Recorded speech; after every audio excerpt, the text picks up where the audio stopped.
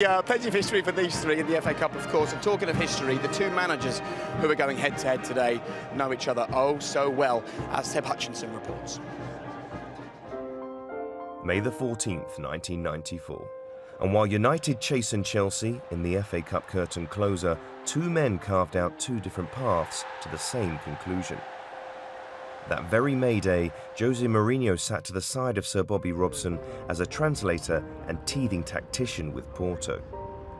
I learned a lot about the English way of living football and living for football with Sir Bobby.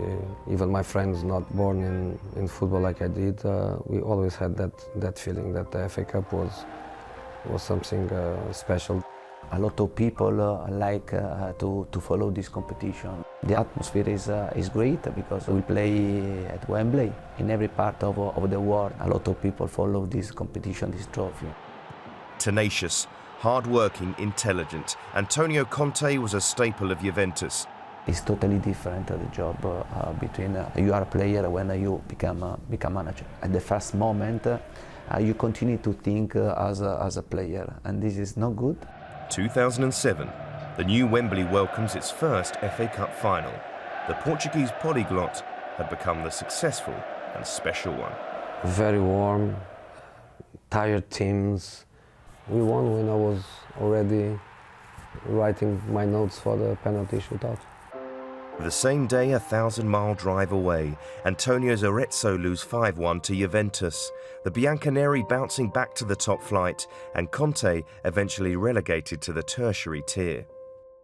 Every season that you work, you improve. You improve because you have more experience, you have the possibility to face new problems and to try to solve these problems. December 09, the first meeting, Mourinho's imperious Inter earn a point at Antonio's ailing Atalanta. A month on, Conte resigned, yet Mourinho continued to shine as the Portuguese conquered the continent. But the next 6.5 years saw Conte climb, return to his roots and remarry the old lady with 3 consecutive league titles. A winning culture, and where I think people drinks from that bottle of we do anything we can to win matches and trophies. So I think it's probably the only thing where we can compare ourselves, because after that is Antonio and I'm Jose, different. The summer of 16 in southwest London, with Mourinho mutually moved on from a sweet then sour second stint, Chelsea called for Conte.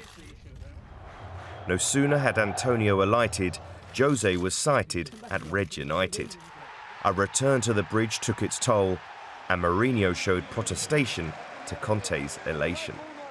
I don't need to behave as a clown to show passion. Demenza senile, when you forget what do you do in the past. What never happened to me and will never happen is to be suspended for match fixing. When you insult, offend another person, it means that you are a little man, and I think that is a little man. I want to win and he wants to win, but I think at the base there is great respect. Conte took the title, Mourinho a trio of trophies.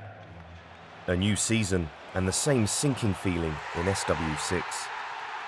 Chelsea is an Antonio Conte team. They are very defensive, but then it's a fake situation if you feel that they cannot hurt you, because they can. I had 2 different seasons, because last season we reached the final after we won the league. And this season I think that in the league we have struggled. The season for us and for them was not dramatic. We were both out of Champions League early. We were not really fighting for the title. The Blues finished 5th, the Reds settled for 2nd, and left the FA's final as a final frustrated fling. Why matters? Matters because it was my club for many years. We are talking about a really important competition, the oldest competition in the world. To reach a final also in this season, I think it was a great achievement for me and for the players. I hope my team to win, but if I don't, I will go home with the notion that I give absolutely everything, and that's what I ask my players all the time. So a fitting season finale for two clubs and two coaches of such calibre.